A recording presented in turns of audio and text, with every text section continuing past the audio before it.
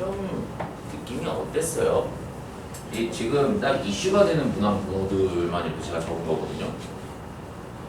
1번이요? 1번이 왜요? 1번이 어땠어요? 조용히 하세요. 1번은 어땠어요? 1번이 형 첫 장의 1번부터 이런 문제가 나오기 기억이 시작하면은 어떤 문제냐? 일단은 여기서 심리적으로 굉장히 위축된 상태로 일단은 계속 시험을 이끌어가야 돼서요. 아마 굉장히 큰 압박감을 느꼈을 겁니다. 그래서 1번이 요게 참 의외로 1번 문제치고는 좀 처음부터 약간 기선을 제압하겠다라는 학교 선생님의 출제 의도가 좀 다분히 보였고요. 아마 심리적으로 굉장히 힘들었을 겁니다. 첫 장부터 이렇게 나오니 일단 제 느낌이 어떠냐면은 1번부터요 한 9번까지 문제들이요 다 익숙한 문제들이긴 하거든. 익숙한 문제인데 굉장히 시간이 빡빡했을 겁니다. 이게 저도 전체 문항을 다 풀어보면서 느낌이 뭐냐면은 앞장에서 시간을 좀 많이 쏟았을 거고요. 그 다음에 앞장에서 힘을 좀 많이 뺐을 거야, 거의 초반부에. 그런데 내가 항상 얘기하죠.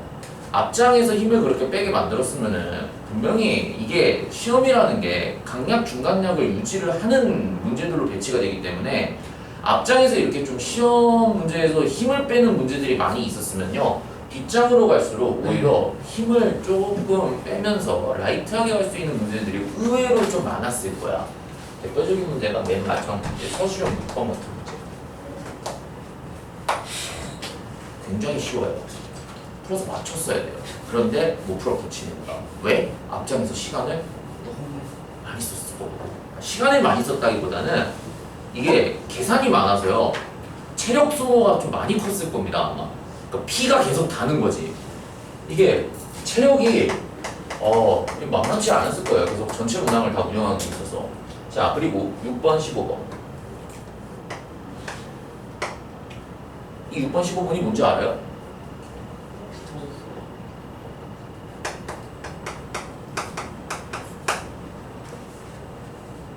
전체 22문제 중에서요. 올림푸스 고난도는 제가 파악한 바로는 딱 한 2문제밖에 안 나왔습니다. 근데 이게 우리 10%. 그래서 다른 애한테 물어봤는데 연계 많이 안 됐지라고 물어봤는데 개 많이 됐다. 별로요? 제 느낌에는 연기됐다는 느낌을 잘 못 받았는데요. 직접적으로 연계된 문제는 이 2문제가 다예요.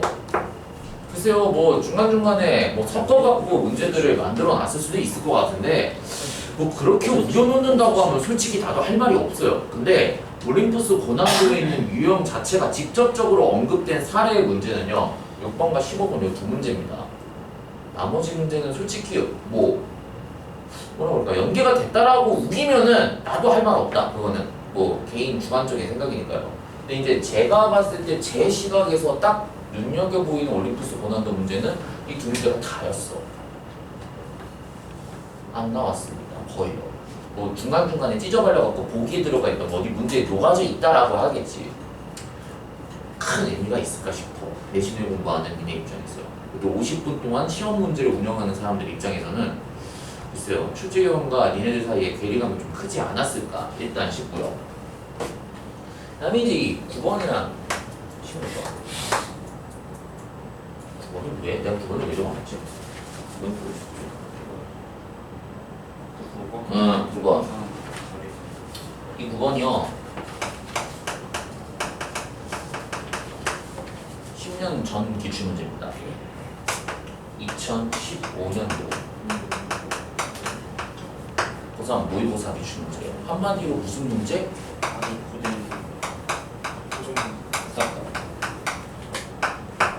구닥다리. 유행이 이미 지난 굉장히 올드 패션한 문제입니다. 패션 어떻게 쓰냐? 예? SHION 지금 올드 패션입니다. 구닥다리 문제다. 그러니까 이거를 공부한다고 해서 과연 요즘 수능과 고3이 됐을 때 실질적으로 도움이 되는 유형의 문제냐라고 물어봤을 때는 너무 올드 패션한 문제이기 때문에요.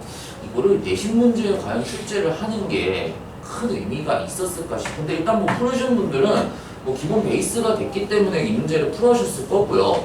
뭐 풀으셨던 분들은 이거를 틀렸다 그래서 내가 막 못하나 내가 수학적으로 문제가 있나라고 생각하실 필요는 전혀 없습니다. 이거는 되게 옛날 기출 문제예요. 이거 자, 그리고요. 선생님이 80점 그리고요. 이런 거 자, 16번. 이 16번 객관식 맨 마지막 문제는요. 출처가 뭐냐면은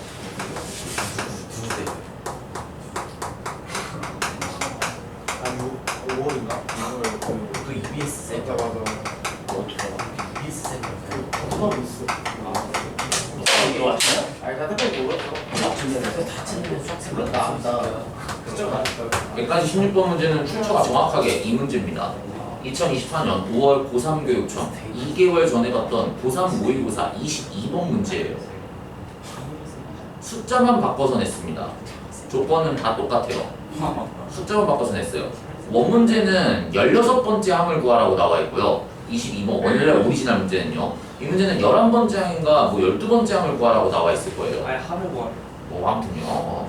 그래서 이 16번 문제는 올해 고3 교육청 기출문제고요. 그러니까 내가 이거를 풀릴까 말까 싶었는데 참 안타까워 보고 있으면 내가 이거 되게 고민을 많이 했거든. 설마 이게 나오겠어라고 했는데 진짜 내신이 이렇게 내버리는데 되게 충격받았거든 이거 보고. 되게 충격받았어요. 그 다음에 서자평 1번 이거 나는 니네가 이게 왜 깎였는지 이해가 안 돼서 처음에. 왜냐면 나도 시험지를 대충 봤거든. 뭐 그냥 귀 나쁘고 그냥 비칸칠 게 아니라고 해서 봤는데 아니야. 이 서답형 1번이요. 제가 윈터 때 수업을 들으신 분들은 한 번은 봤을 건데요.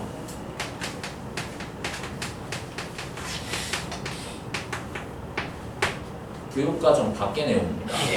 정확하게 말하면 교육과정에서 다루는 내용이 아니에요. 교육과정이 개편되면서 그 내용이 빠진 내용이고요. 이걸 우리가 뭐라고 부르냐면요. 파워 시리즈라고 부르고요. 우리나라 말로는 교과서 명칭에 이렇게 되어 있습니다. 몇 곱수. 이 몇 곱수의 정의가 뭐냐면요. 두 수열을 곱해서 새로운 수열을 만들었을 때요.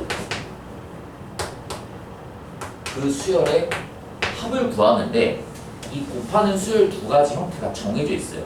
어떤 수열끼리 곱하냐면요. 등비 수열과요. 등차 수열을 같이 곱합니다. 그래서 등차랑 등비를 같이 곱해서 만든 새로운 수열을 우리가 합했을 때요. 그 합한다라는 걸 우리가 영어로 시리즈라고 부르거든요. 그 시리즈가 이거야. 합하는 거. 수열을 합에 우리가 용어를요. 시리즈라고 부르는데 파워라는 거는 이 등차 수열의 등비가 계속 등비가 곱해지는 거야. 그래서 사실은 엄밀하게 따지면은 교육과정 밖의 내용을 내신 문제에 출제한 거고요. 이거는 제가 고등학교 때 직접적으로 내신 공부할 때 다루던 내용들이고 이내는 절대 볼 일이 없는 유형의 내용이었겠죠, 당연히. 물론 제가 윈터 때 수업을 들으셨던 분들은 언급을 했어요. 왜냐면은 몇 개 시중 문제집에는 아직까지 이게 살아있는 내용들이 있거든요. 근데 그러면은 이거 내면은 큰일 나는 거 아니에요? 징계받아야 되지 않아요? 그 선생님은요? 아니요. 이게 문제가 안 되게 문제를 냈어요. 왜냐면은 이거를 그냥 생으로 계산하라고 하면은 그건 문제야. 이 값을 구하라 그랬지, 문제에서. 근데 그걸 구하는 과정을 가이드라인을 줬어요. 가를 주고, 나를 주고, 다를 주고, 라를 주고 빈칸에 알맞는 수식을 앞줄, 뒷줄을 보면서 니네가 찾아낼 수 있도록 내용을 준 거기 때문에 교육과정 밖에 있는 내용을 냈다고 해서 그거를 출제한 걸로 문제를 삼을 이유는 없습니다. 그러니까 내용적으로 자체적으로 문제가 있는 거지만 그게 시험 문제가 있습니까 없습니까? 문제는 없어요, 사실은. 근데 이 내용의 베이스를 배경 지식으로 알고 있는 아이가 이 문제를 봤을 때랑 전혀 이거를 접해보지 못한 아이들이 봤을 때는 완전 하늘과 땅 차이였겠지.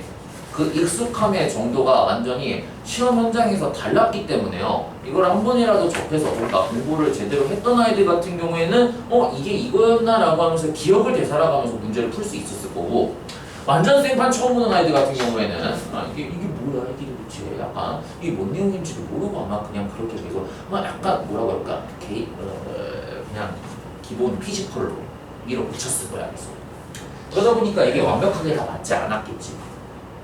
그치? 아무튼 나는 좀 그래 이게. 그래서 이게 서울고 내신 대비를 도대체 어디서부터 어디까지 도대체 다뤄야 이게 대비가 되나? 이게 대비가 과연 가능한 범위라고 생각하십니까? 얘는요? 2015년부터 2022년까지. 그 서답형 5번이요. 출처 2022년 3월 고3 교육청 15번이죠. 그리고 이거는요 제가 6월 1일날 여러분들한테 수업을 이미 했더라고요. 예? 6월 1일날 제가 수업을 했어요. 단톡방에 올린 거 봤죠? 그 날짜가 니네만 수업할 때 했던 내용이고요. 거기에서는 이제 뭔가 초항에 합을 구하라 그랬는데 원문제에서는 초항에 아마 곱을 구하라고 했었을 거예요. 지금 내신 기출 문제에서는요. 숫자도 다 똑같아요. 완벽하게 다 똑같은 문제입니다. 숫자 바꾼 것도 없어요. 내가 수업을 했거든. 근데 이제 그때 한번 딱 하고 니네한테 풀어보고 내가 리마인드를 안 시켰어요. 왜냐면 2년 전 기출 문제라서 이게 다 허울까 싶었거든. 나는 작년 기출 문제 1개년치만 막판에 맞기 때문에 뒤통수를 한번 또 시계 맞은 거죠. 2년 전 기출 문제까지 봤었어야 되는 건데 탁 생각이 되더라고. 그래서요 이게 사실상 내신 대비 한다라는 것 자체가 내신 대비를 만약에 안 하고 이 문제를 제대로 풀 수 있다라고 한다면은 걔는 기본 베이스 자체가 이미 탄탄한 애들이야. 이미 뭘 줘도 걔네는 1등급이 나오는 애들이고요. 그 이외에 이제 여러분들 같이 굉장히 노만한 사람들 같은 입장에서는 이 시험지를 봤을 때 헛소리가 나는 거지. 일단은 2등급 미친 아이들 같은 경우에는 아마 이 문제를 봤을 때 굉장히 스트레스를 받으면서 문제를 풀었을 거야. 근데 내가 보기에는 60점대 정도만 일단은 받았으면요 그냥 제대로 공부하고 있구나 라고 생각하시면 되고 일단 등급과 관계없이요. 그리고 한 50점 미만이면은 아무리 그렇다 그래도 50점 미만은 조금 그래. 아무리 그렇다 그래도요. 아무리 그렇다 그래도 50점 미만은 조금 그래. 아무리 이벤트 시험지가 있다 그래도. 근데 이게 참 저는 보면서 굉장히 시사하는 바가 크다고 생각해요. 그리고 다음 2학기 기말고사가 2학기 중간고사 수투가요. 이제 이 학교 가이드라인의 베이스가 두 교재로 뭘로 따라가냐면은 수김이라는 교재로 따라가게 되겠죠. 이게 과연 내가 이거를 근데 이거는 공부를 해야 돼. 이거는 학교 내신과 관계없이 굉장히 중요한 책이기 때문에요. 올림포스원은 내가 그냥 내신 대비 거 외워 다 대충 하고 넘어왔었잖아. 그냥 빨리빨리 풀고. 근데 이건 아니야. 이거는요 내신과 별도로 어차피 공부해야 되는 책이야. 왜냐면은 수능 기출의 미래가요 최근 5개년치 대충 한 2017년, 2018년부터 그때부터의 고3 거요. 고2 거는 간혹가다 있어요. 근데 거의 대부분 다 고3 겁니다.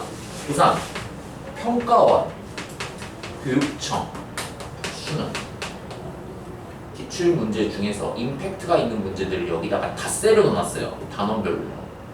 근데 이거는 정시 대비를 위해서라도 공부를 꼭 하셔야 되는 책입니다. 내신과는 별도예요. 얘는 내신에서 많이 나오면 다행인 거고. 근데 지금 뭐 중간 때도 그렇고 기말 때는 완전히 양상이 다르죠. 기말 때는 올림포스 고난도에서 직접적으로 연기되는 문제들이 굉장히 많았는데 그리고 또 이번에는 교과서에서 문제가 나오지도 않았어. 또 왜냐면은 최근 2년 동안 원리학계 나왔죠. 하노이의 탑 본문에 있는데 안 나오지. 죄송해요. 제가 잘못 흔들었어요. 이거는요. 지금 원리학교도 안 나와요. 원리학계도 안 나왔어요. 작년에 나왔거든요. 작년에도 말을 애매하게 했어요. 작년 서울 같은 경우에도 원리학계가 나옵니까? 왜냐면 교과서 본문에 봤잖아 니네가. 아주 대문짝만하게 한 페이지 전체를 원리학계 내용으로만 설명하고 있지. 작년에도 그랬어. 나옵니까? 안 나옵니까? 그때 당시에도 안 나올 이유는 없다. 그렇다고 낼 이유도 없다. 가이드를 그렇게 해줬습니다. 그래놓고 똑하고 10번 문제에 등장을 했어요. 난 당연히 올해도 그렇게 될 거라고 생각을 하고 있었거든. 왜냐면 말을 애매하게 했거든. 이네 학교에서요. 안 내올 이유는 없다. 그럼 내겠다는 거야 말겠다는 거야. 대비를 시켰는데 안 나왔어. 시발.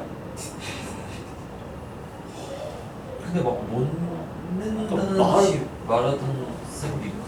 그니까 안 나올 이유는 없다. 이 애매한 답변은 뭐야 도대체?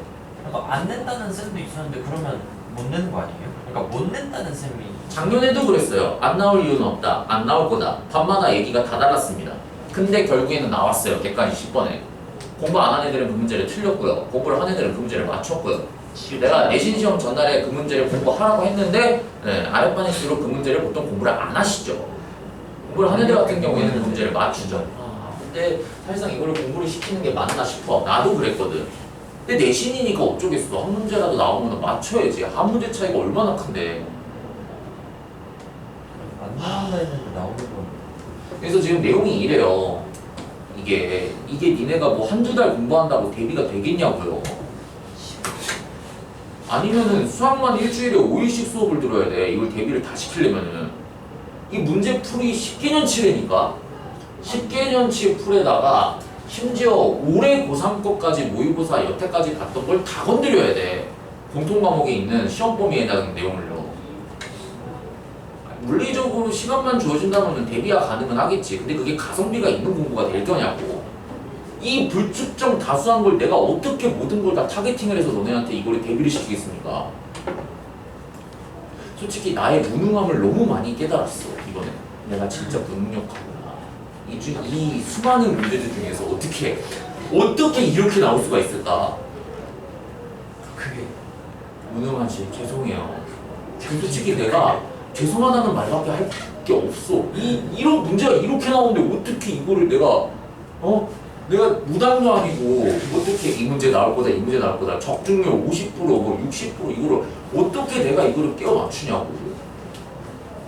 그리고 더 짜증나는 건요. 서울고법 니네 같은 경우에는 부교재도 있고 뭐가 있어. 가이드가 있단 말이야. 연계되는 교재들이 분명히 있고 학교에 쓰는 교재가 교과서도 있고. 근데 그거 안 했잖아. 왜 쓰는 거야 부교재를 도대체? 한 번 연기되면 다음번 연기가 안 되는 게 과학이. 그러니까 그러면은 또 이제 그래 다음 이제 눈치 싸움이지. 2학기 중간고사 때 수기를 얼마나 연기를 시킬 거냐. 중간 때 많이 시킬 거니 기말 때 많이 시킬 거니 아니면 둘 다 많이 시킬 거니 둘 다 안 시킬 거니. 경우의 수가 4가지야 25%가 된단 말이야.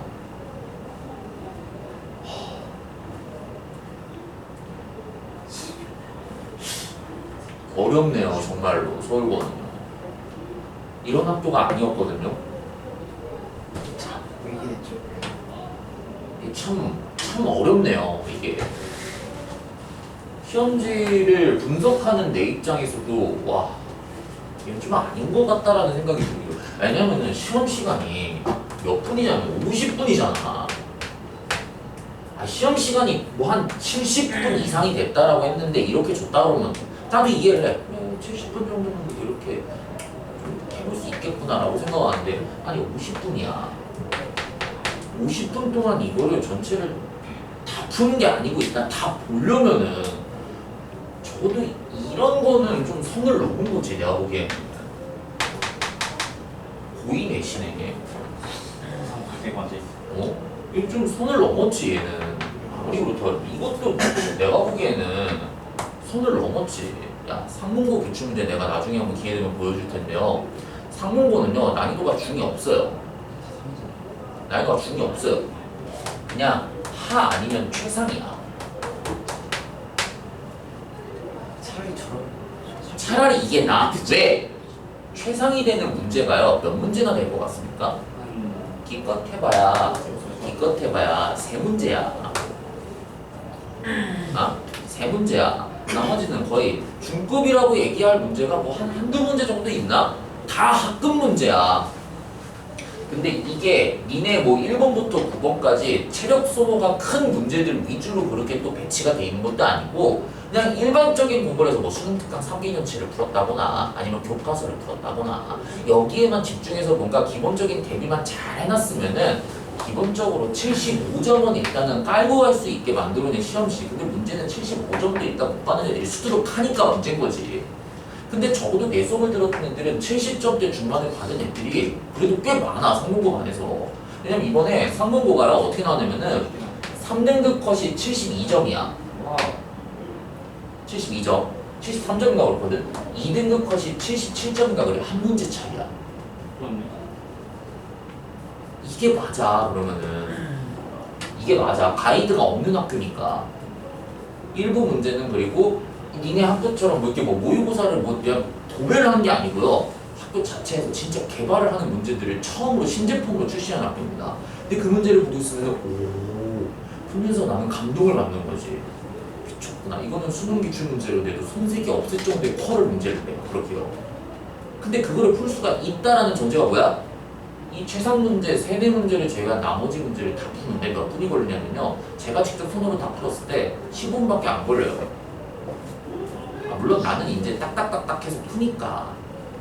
근데 이제 일반적인 학생들이 그러니까 뭐 중위권 학생들이 그 문제를 풀었을 때 한 25분 정도? 25분이 남잖아.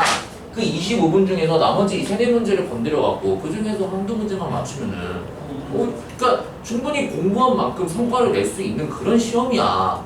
다 윈윈하는 전략이지. 근데 이거는 뭐 합작 이렇게 하고 저렇게 하고 그 난이도 배치도 신경도 안 쓰고 그냥 주문한 방식 이렇게 하고 저렇게 하고 저렇게 하고. 그러니까 결론은 뭐야? 서울 내신은 닥친 대로 다 공부해야 된다는 거야. 따로 경향성이라는 게 없는 학교라는 게 이번 시험 두 번을 통해서 나는 그냥 그렇게 보이거든. 경향성이라는 건 개나 적어라 안 하는 학교의 문제로 그렇게 판명이 났어요. 어쩔 수 없습니다. 이것저것 닥친 대로 다 공부해야 돼요. 그러니까 선택을 해야 되는 거지. 내신 대비만을 위한 공부를 할 거냐. 하지만 수능과 나중에 괴리감이 굉장히 클 수 있다는 거. 내신에 올인을 하게 되면은 수능 대비를 하는 데 있어서 조금 괴리감이 큰 시험이 될 수도 있습니다. 아니면 수능만을 위한 공부를 하면서 그냥 일반적인 배경 지식을 쌓을 거냐. 또 내신 점수가 또 밸런스가 깨질 수도 있어요. 니네 학교는요. 그러니까 밸런스도 맞추기가 참 어려운 학교야. 되게 어렵습니다. 현실적으로요. 그렇게 알고 계시면 되고요. 각각 문항별로 이제 좀 하나씩 보도록 하죠. 승호 쌤이 이번에 85명을 안 그러지 않았죠?